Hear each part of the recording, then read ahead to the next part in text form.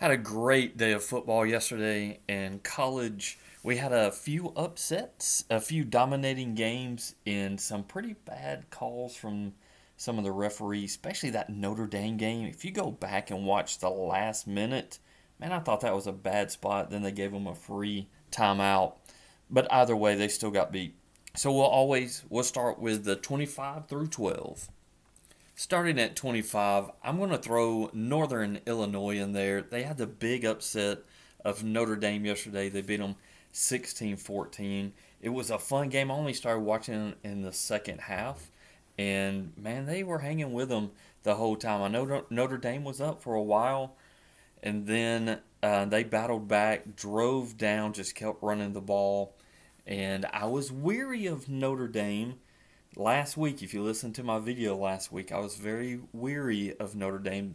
I didn't think they looked that good against Texas A&M, and they definitely showed it yesterday. Moving up to 24, Clemson has re-entered the top 25. They beat Appalachian State 66-20. I still think Clemson's a decent team. I don't think they're going to make it into the playoff, but I still think they're a top 25 team. The 23rd ranked team I have is Washington Huskies. They beat Eastern Michigan yesterday, 30-9. Moving up to 22, I have the Cornhuskers of Nebraska. Man, they were killing Colorado in the first half.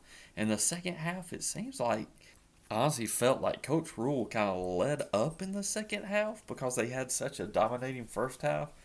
But they ended up still winning that game 28-10.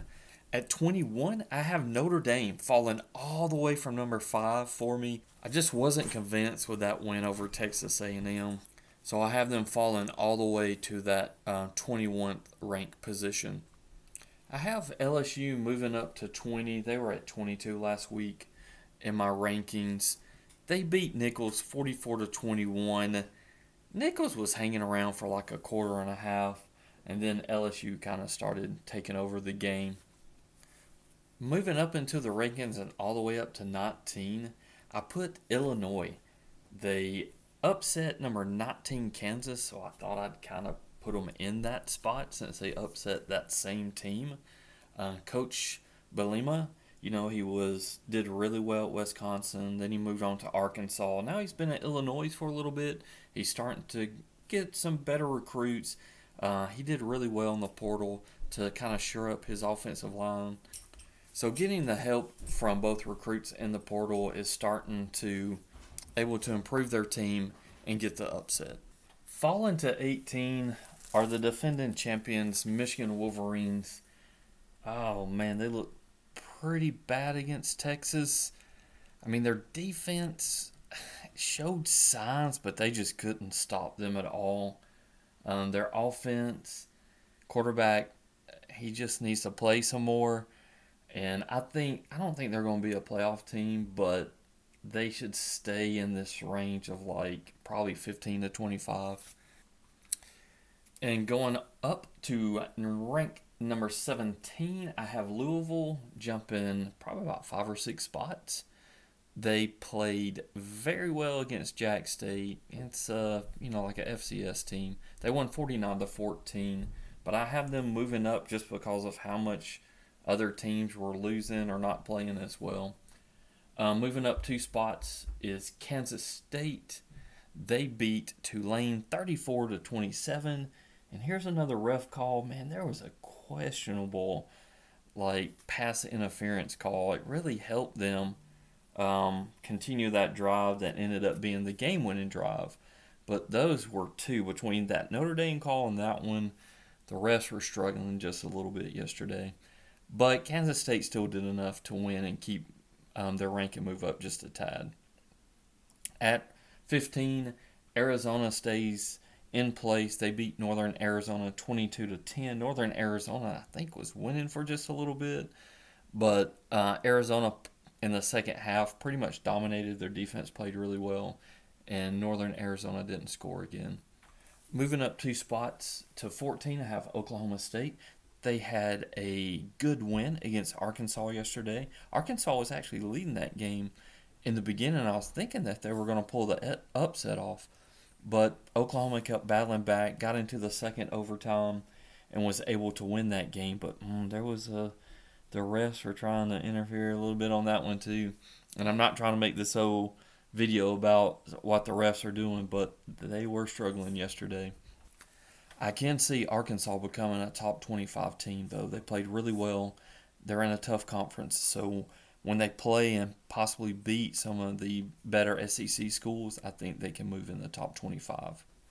Moving up one spot is Utah. They beat Baylor 23-12, and guess what?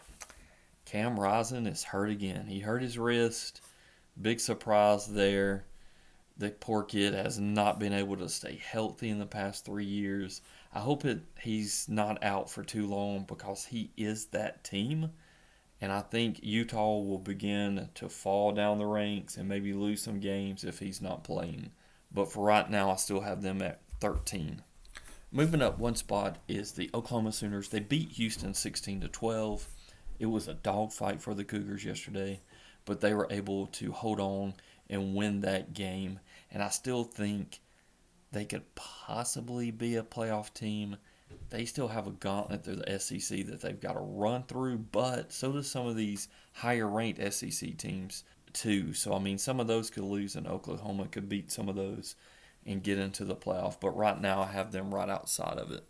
To wrap up 25 through 12, the four teams that fell out for me: Georgia Tech, McCord from Ohio State went over to Syracuse. Syracuse beat Georgia Tech yesterday. Plus, I mentioned last week that their win against Florida State was not looking as good, with Florida State losing those two games. Iowa, I said, oh wait, their offense got better. No, not really. It's the same Iowa. They got beat by Iowa State. NC State, I want to talk about that a little more because Tennessee they just whooped their butts. Lastly, you have Kansas leaving the top 25 with their loss to Illinois. Now we move into the top 11, and I only say this one more time. I only do the top 11 because the Power 5 gets an automatic bid. So you're hoping that these 11 get in. But that 11 seed probably will not make it because of where Oklahoma State is currently ranked, and I have them as the Big 12 champion. So at number 11, we have Penn State, and they are exactly who I thought they were. A non-playoff team that's right on the border. This team probably gets more respect out of anybody. That's why their current AP rank is 8th. My previous rank was 7. I have them falling down because they barely beat Bowling Green. They won 34-27. Aller again looked okay, but nothing special. They had to run the ball a lot to really move the ball. This team, until they can beat, let's say, Ohio State, Oregon, USC, even Michigan, I'm not sure they can beat Michigan, and they just got destroyed by Texas. I just don't believe in this team. But I'm still going to give them their player of the game this past weekend. It was Jalen Reed. Their safety had 10 tackles. So their next 3 games, they got a bye week coming up. Then they play Kent State. Then the week after, now my ranked 19th, Illinois, and then they'll play UCLA. Like I said last week, I think they still have 4 more weeks before they play anyone, but hey, Illinois might beat them. Who knows? I just have no faith in this team. Moving on to number 10, we have the Oregon Ducks. They keep falling. They were my number 8 team last week. Their AP rank is number 9. They barely beat Boise State. That's why my player of the game is Atticus Sappington. He's the kicker. He had the game-winning field goal with no time remaining, and they pull out the win.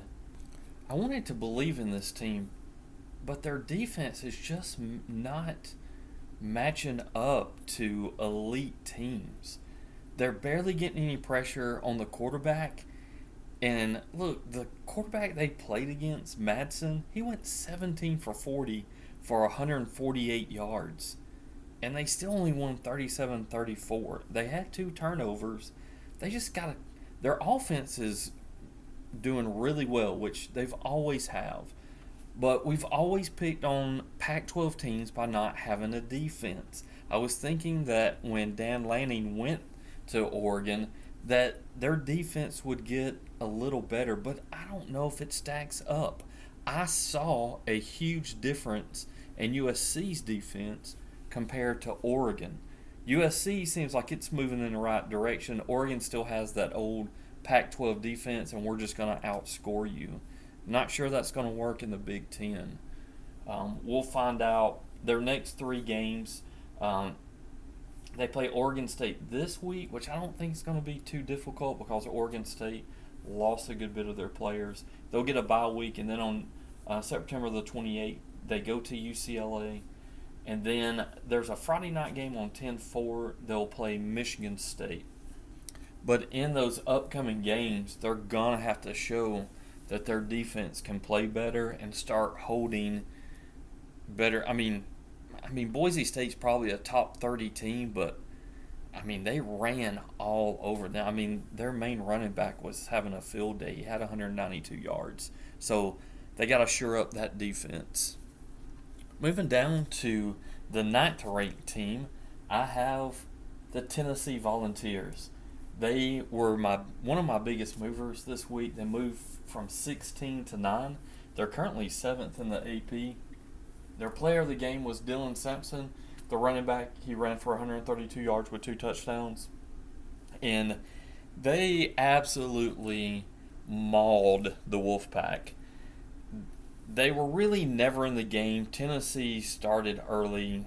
I think they were within maybe 10, 12 points at one time. But to beat a top 25 team 51-10 says a lot. And Nico, and I'm going to try it, Ia Malalava just looked incredible. He even threw 2 picks, and they still scored 51 points. This kid is really good. That defense held NC State to 143 yards. They only rushed for 39 yards.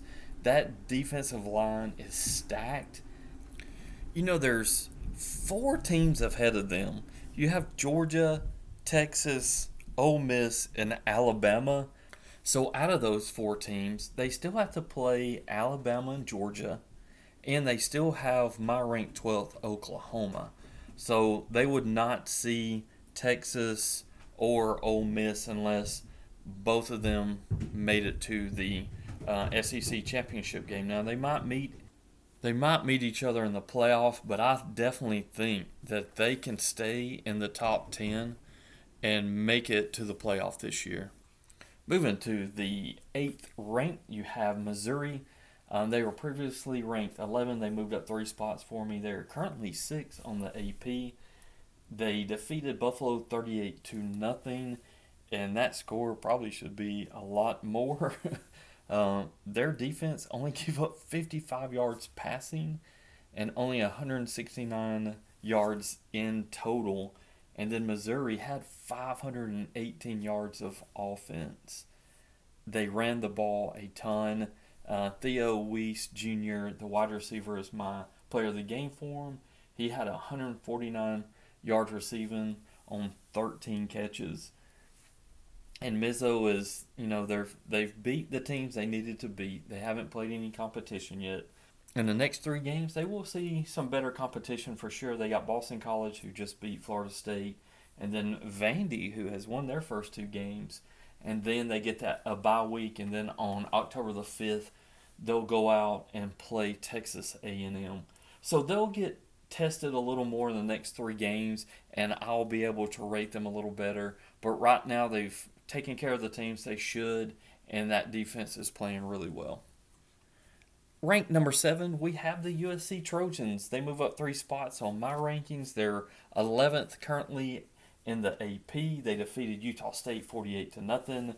Their player of the game is Eric Gentry, a linebacker. He had 7 tackles with 1 sack. They pulled a lot of their starters, so they had a ton of defensive tackles, different players, and they pulled Miller Moss pretty quick.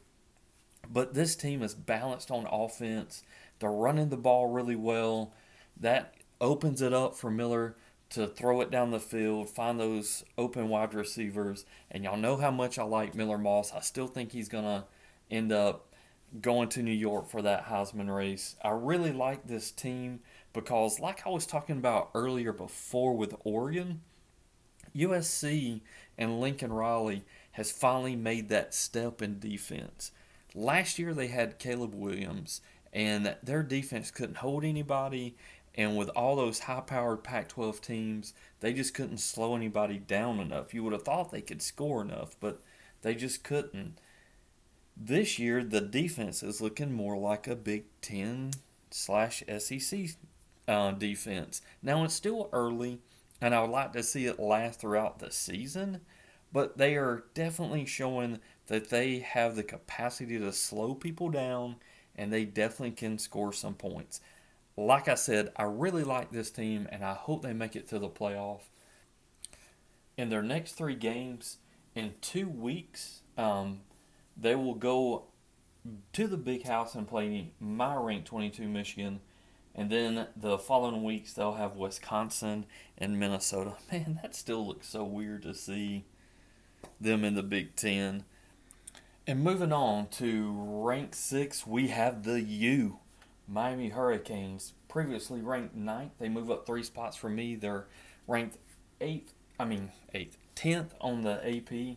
They defeated Florida A&M 56-9. Their player of the game is Tyler Barron, a defensive lineman with 5 tackles with 3 sacks. So most of his tackles were sacks. And this is against Florida A&M, a lower end non-power 5 school, not even a mid-major. Miami's schedule's pretty easy. Their next 3 games, they have Ball State. Then they go to South Florida. Now, South Florida just played Alabama really well, so that would be interesting. And then Virginia Tech is still one of the better ACC schools. But don't you think that Miami just picked up 2 of the best transfers? Look at what Cam Ward is doing.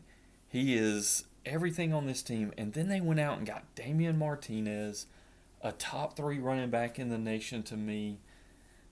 Miami, with their schedule, right now, they only have Louisville is the only ranked team that they're playing. Now, Florida State, Georgia Tech, Syracuse, they might move in the top 25 at some point, but that's not guaranteed. Florida State's going to have to start winning a lot of games to get back in. Georgia Tech's going to have to win some bigger games. I think Syracuse would be the next one that comes in. But they literally only have one more top 25 matchup. So they're really going to be able to stay in here if they continue to win. Now we enter our top 5 teams. We have at number 5, Ole Miss. They just move up 1 spot because of Notre Dame. Their AP rank is number 5. They defeated Middle Tennessee State 52-3. Their player of the game was Henry Parrish Jr., the running back, had 165 yards with 4 TDs. Who said they was going to miss Quinshon Judkins? But this kid has come in, done really well. Their next 3 games is at Wake Forest. Then they have Georgia Southern. And then Kentucky, which none of those look threatening because Kentucky just got their butts whooped by South Carolina. Jackson Dart actually leads the nation in passing yards, but this is against Furman and Middle Tennessee State. So he should be lighting those teams up. And they did. And they're just another SEC school that we will watch as they play some of the other teams. Even though their next 3 games doesn't look too threatening, after Kentucky, they will have later on LSU, Oklahoma, and Georgia. So they'll still play 3 top 20 teams. Moving down to the 4th ranked team, we have the Alabama Crimson Tide. They were my previous number 4. They're AP 4, so they're 4 across the board still. They defeated South Florida 42-16, but less than 7 minutes left in the game. They were only up 21-16, and then the last 3 possessions they scored all quick touchdowns and brought the score to 42-16. Their player of the game is Jahad Campbell, the linebacker. He had 11 tackles, and one and a half of them were tackle for losses. He also had a half sack. I didn't put that on there. Their next three games are at Wisconsin, and then on September the 28th, they will host my number three Georgia Bulldogs, and then they'll go to Vanderbilt. Last year, South Florida played Alabama well again, and it was kind of during that time they were trying to figure out what they were going to do with Milroe. And then after that South Florida game, they gave the reins back to Milroe, and the rest is history. He took them all the way to a playoff game where they barely lost to Michigan when Milroe was trying to sneak up the middle to win the football game. But that's where I have Alabama. They're about to be tested in 2 weeks, and we'll see how well they fare against Georgia. Now we have at number 3 the Georgia Bulldogs. My previous rank was number 2. I'll just explain that once I get to the other teams. They are still ranked 1 in AP as they started the season. They defeated Tennessee Tech 48-3 this weekend. The player of the game was Christian Miller. He's a defensive tackle. He had 4 tackles and a sack. And Georgia's next 3 games are at Kentucky, and then September 28th, we just talked about, they are going to have to go out to Alabama, and then they have Auburn. So Georgia had that dominant performance against Clemson a few weeks ago, and then Texas Tech, they held their quarterback to 18 yards passing. Pretty dominant performance, but considering the team, yeah, they actually let Gunnar Stockton come in for a little bit. I actually didn't get to watch much of this game, plus it was so lopsided. It really wasn't that fun to watch. But they'll have the big game against Alabama, and Alabama has always kind of beat us. We always have so many problems out of Alabama. But we'll see in about 3 weeks. For my ranked 2 team, I have the Ohio State Buckeyes. They fell from the number 1 rank. They're actually ranked 3rd in the AP. Texas jumped them in the AP as well. They defeated Western Michigan 56-0. They've really had no competition yet. They beat Akron last weekend 52-6. So they really haven't had anyone to kind of truly gauge by. They have been taking care of business. Their player of the game was Quinshon Judkins, the transfer from Ole Miss. He is a running back, had 108 yards rushing with 2 touchdowns. Their next 3 games is Marshall, and then at Michigan, and then Iowa. Nothing there to worry about, really. Iowa might can hang in there for a quarter, but as good as this offense is, I don't think they're going to have any problems with them. And we're kind of at that state. We're kind of just sitting and waiting until they play some better competition. Now, they go to Oregon, then they play Nebraska, then they go to Penn State, and then they have the big game at the end with Michigan. So currently they still have 4 teams in the top 25 that they'll play. And the number 1 team in the country is your Texas Longhorns with their dominant performance against the Michigan Wolverines, who I had as ranked 12th. They beat them 31-12. I had them previously at ranked 3. The AP has them at 2. They did jump Ohio State. Their player of the game was Gunnar Helm, wide receiver, 7 receptions for 98 yards and a touchdown.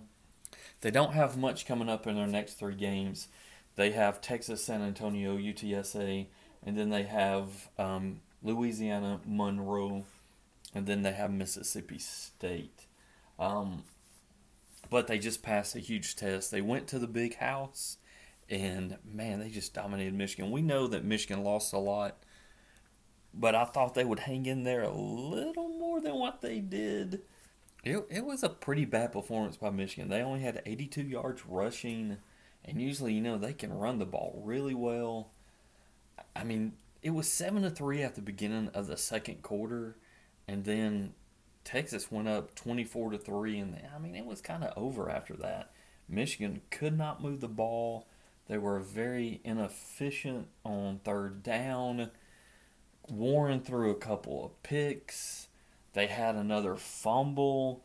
Anything that could have went wrong for Michigan. It pretty much did. And I remember someone on the radio said they had never lost a game when they're wearing their blue pants, and that was the first one.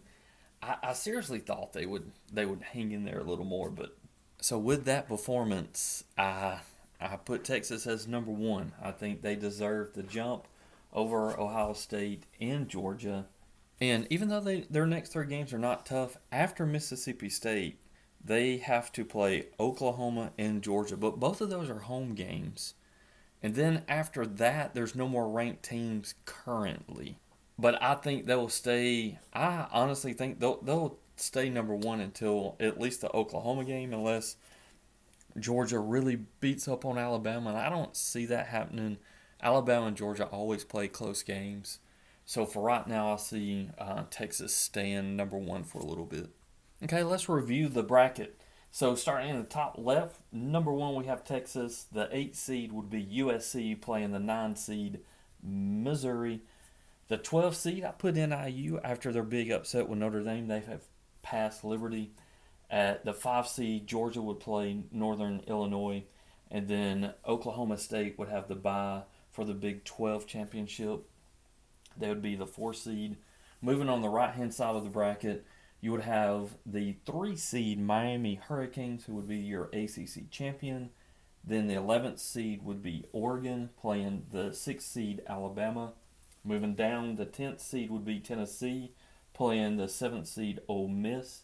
And then the last bye would go to the number 2 seed of Ohio State for winning the Big Ten.